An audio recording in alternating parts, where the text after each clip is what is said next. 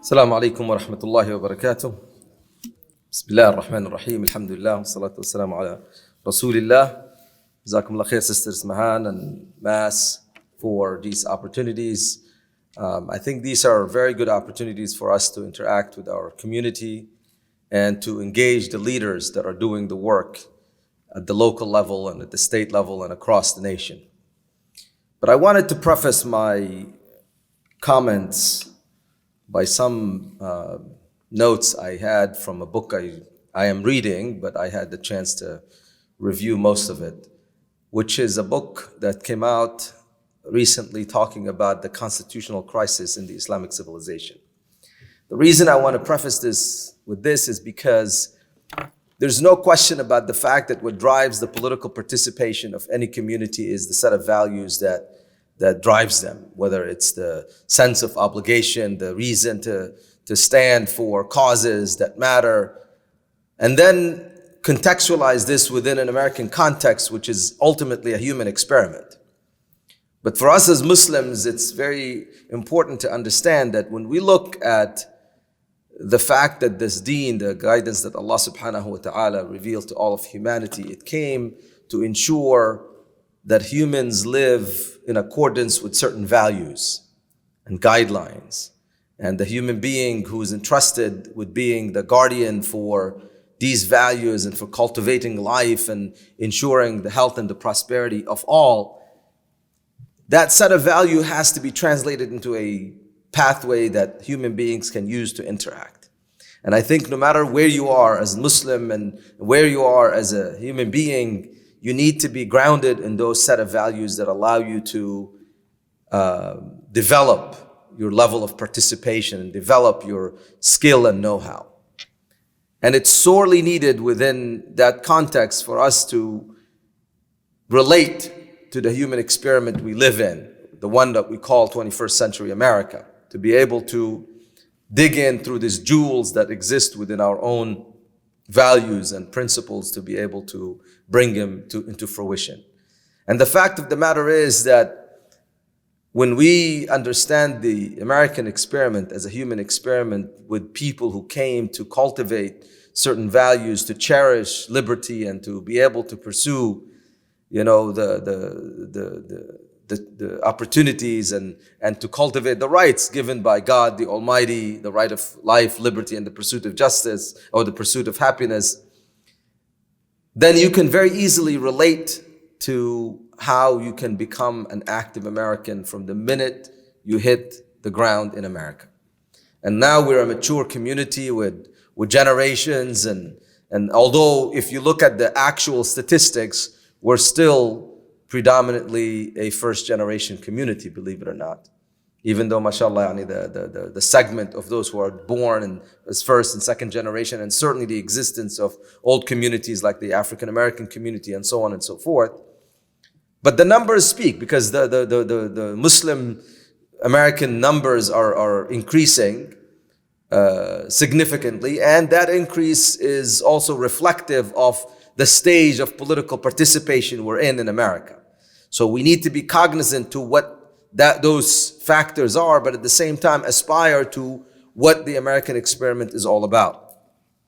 And if you look at a process by which people aligned, it started with a wonderful constitution written by these magnificent, forefathers who were visionaries and who were able to predict the future. And yesterday I was reading an excerpt that my daughter abroad, in fact, brought up to my attention about a gentleman named Lancaster, who was one of the original people who wrote, and he's saying that we're not writing a document for today, we're writing a document for people that come after us 400 and 500 years later. In which, and he did talk about, he had two groups in his mind. He had the Catholics and their allegiance to the Pope, arguably as something that may be antithetical to the American spirit. because if you remember, it was the Protestant who were persecuted and who left, Europe to come to America and so on and so forth. And he was also occupied by the Mohammedans, because at that time, the Muslim empires were part of, the world, and the Ottoman Empire was dominant in the world and stuff. But for him, these were like the two most distant, peoples. And he says, I am writing a constitution or framing a system in which 400, 500 years from now, the Mohammedans will have a chance at the presidency, and the papists, I think, called them, or those who follow the papacy, will be. That's the system in America. And it has been proven to be through the test of times, despite all as many amendments that have taken place, and they're nothing really compares in number in terms of the robust structure that was framed. So for us to figure out that this is an advanced human process by which the allocation of power that is, and the preservation of the human rights, right? The God-given rights that human beings have in America. It's a robust process in which engaging it is not about just trying to protect ourselves as a community, or it's not just about trying to, carve out for ourselves a place, to gain certain minimal successes, but rather it is a process by which we learn to cultivate this human experiment we call America and develop it in a way that will be mirroring the values and principles that we believe in. And if we feel that we can bring in value and we can participate in a way that brings that change within the greater society that we live in, then we succeed by being active political actors. So take this down now to talking about community empowerments and the upcoming elections being a seasonal, significant shift in the power dynamics in the country and the ramifications on that in policies and in the ways that impact, different members of society, different communities, and so on and so forth. I think it's very important for us to, as Brother Usama Jazakallah Khair mentioned, that we're past the stage where we talk about engagement for the sake of engagement, or the engagement for the sake of just whether voting is halal and haram and so on and so forth. We need to get up to speed with mastering the basic tools by which this process is exercised, so that every component of this of the society is able to contribute their part in this robust mosaic of the American society that has the strength. I mean, its inherent strength is in the different contributions that come in its way, whether it's generational or whether it's different communities or whether it's different stages in America. And believe it or not, America is not even, if you're shaping it to be an infant rising to become an adult, some people say America still is in the teenage years. Still wrestling with some of its identities, dealing with some of the major, seismic shifts that can take place. We've seen it when the Civil War broke out, and because of the question of slavery, which was very inherent to the character of America being something so antithetical to the very principles in which it was found, and it struggled with itself long enough to be able to resolve and move beyond that as a United States.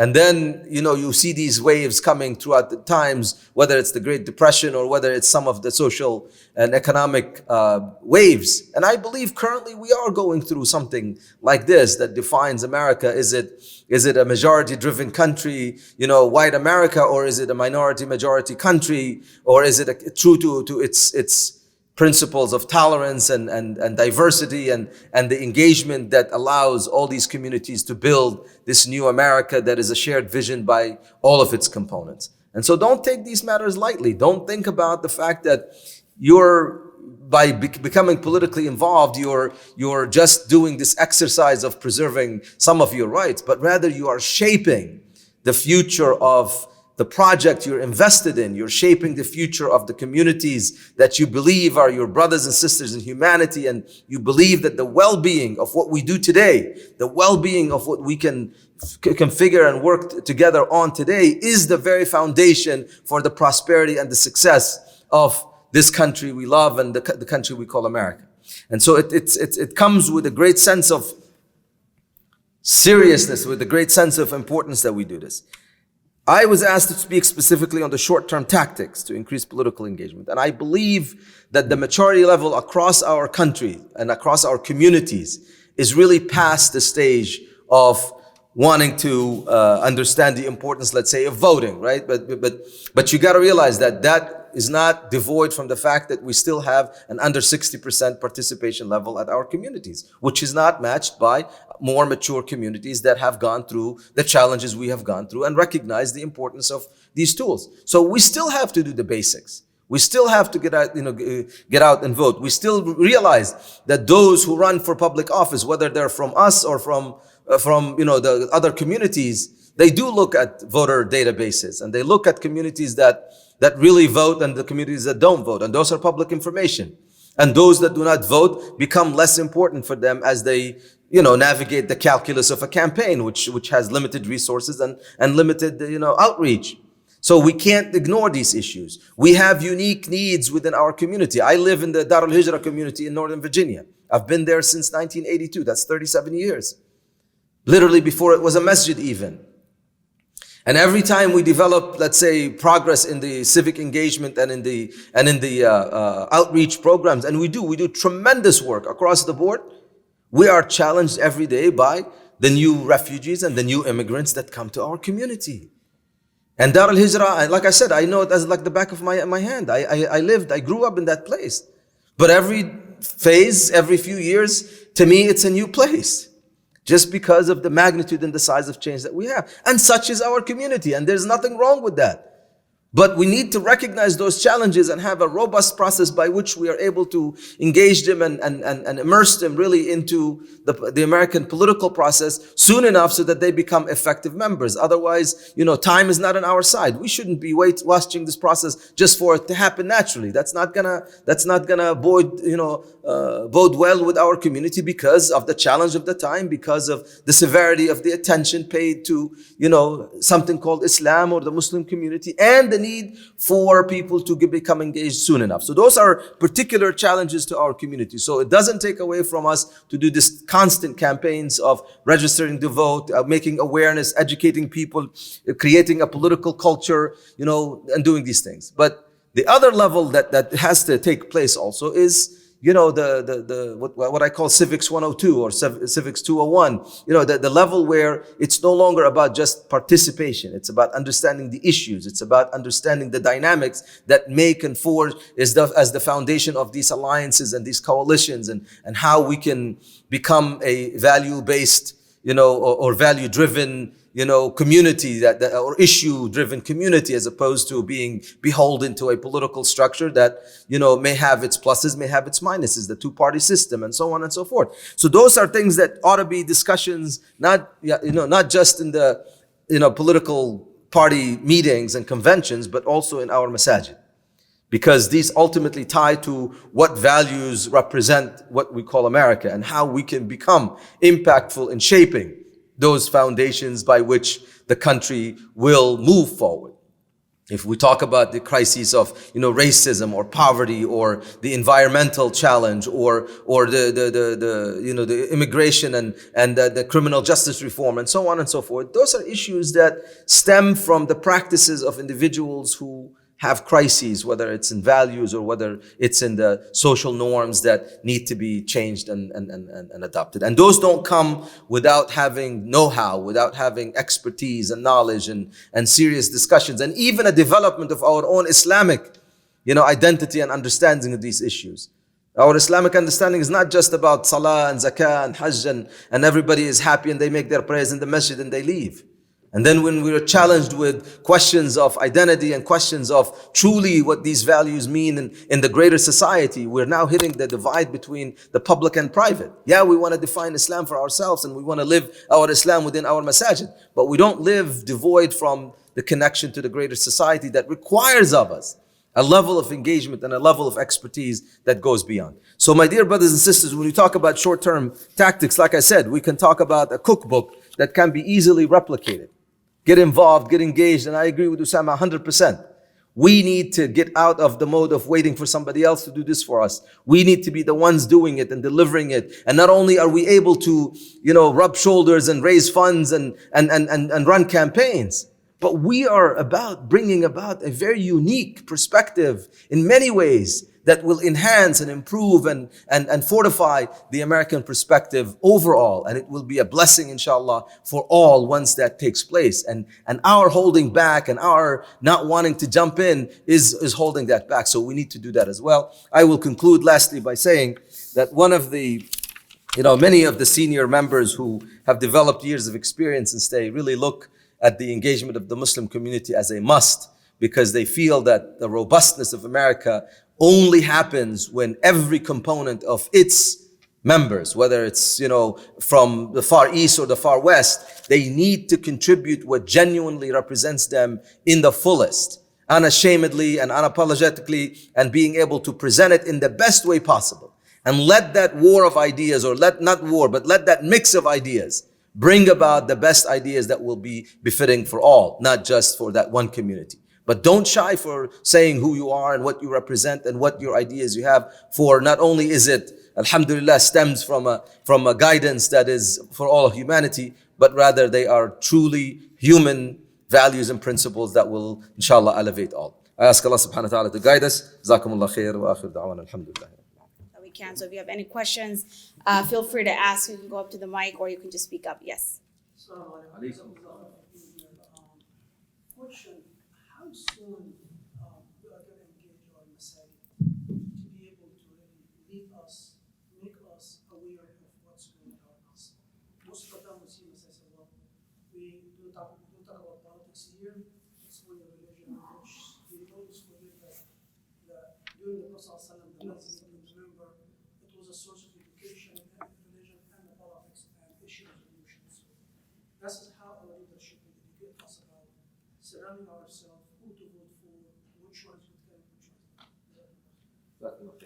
And I think clearly, Akhi, that's one of the critical changes that have to take place within our community. Not only in the mindset and in the lexicon, the words and explaining, but rather to transform that to real, change within our masajid. Even the way we practice leadership and democracy, if you may, within the masajid also needs to be infused by this. But going back, one of the steps that we have done actively, and Brother Osama Jamal is the Secretary General of the U.S. Council of Muslim Organizations, is instead of just taking the national organizations that are known and have been active for so many years to be the members of the council, we began to incorporate what's called the coordinating councils across major cities and across major metropolitan areas. And the reason that's very effective is, like, take Houston, for example. So they have a council that has over 60 plus masajid represented. Take the LA area, take the Chicago area. The Chicago is a very good example of something like this, where the real power within the area is, alhamdulillah, within the masajid. Each community has thousands of members, people come to Jum'ah, people participate, so on and so forth. So the best way to translate the aspirations of the grassroots into a national political dialogue or a national political agenda is to incorporate organizations that are more representative of the real community, as opposed to national organizations that are either driven by a certain cause or focus on a certain area, even though some of them are grassroots and they used to have masajid and stuff. But it's changing because, mashallah, of the growth and the size of the community. So I think we have to take up steps that are actively allowing for that process to become a natural process for our community. But I think the biggest challenge, Akhi, is not the technical part, اللي هو administrative, how do we set it up, how do we invite membership, so on. It's really the mindset that I think is still, and I would venture to say, and I've been giving khutbahs since I was in high school, to me right now, if I sample the masajid in any locale, and let me tell you, I live in Washington, D.C., where supposedly it's the action and stuff, Sometimes that's Eid, I went to Alaska with my family, but I went before Eid, so I spent the Eid khutbah in one of the masajid in Seattle, I believe, and then I did another one, another Jum'ah, and I was shocked. I was shocked by the level of speech that is delivered to our communities, when we are still talking about very basic things that, that completely overlooks the priorities of our community, where our community ought to be. And then if you look at the audience, I mean, across the board, even in Seattle, there's definitely very educated people and people who are not only born and raised, and people, these are individuals who may be leading, who are CEOs of big companies out there. Yet the imam that is providing religious counsel or is talking about essentially irrelevant issues that will not impact them in any major way. And I'm sure all they do is mechanical. They come in, they do the salah since they want to do it, and then they leave. And so this level, this engagement is very dangerous, akhi. When I think it's one of our biggest challenges right now. And it's something that if it's not taken up as a challenge, whether it's but through national leadership or even initiatives that are local or regional also, I think we will find ourselves suffering. We create a level of disengagement at the level of the masajid, which is the biggest place where we have a way to mobilize and activate our community, and yet we're not delivering on those things. And that's why I think it's something that you're right on point, akhi. It's very critical. Jazakallah khair. We have time for one more question, inshallah. Or comment. I mean, like I said, I see this is where it is a far more important grassroots effort than it is a national direction. You need these conduits. There's no question. I mean, this is a national elections. We had a summit actually done about a month ago, where we brought people as much as we could from all over the country, and we sat down and strategized. And what Brother Osama was trying to say actually is some of those things. We focused and said, well, this election at the national level, it's not very clear. I mean, it's not very difficult calculus to decide which camp in a sense to support. But more importantly, that it's not just about this choice of Democrat versus Republican, but rather, how do we make this a season by which we are building towards the future? Whether it's looking at the congressional runs that are taking place, or whether it's maximizing the level of participation, using this as an opportunity to rally the community because it's more polarized and people are more affected by the issues. And it's a marathon. It's not a sprint. And so the engagement of the local communities and in many ways the local communities are far ahead even from any national initiative. So this is owned by everybody. This is not something that anybody can claim that they have this kind of wholesome idea of it. So inshallah, that level of participation should be the same level as well.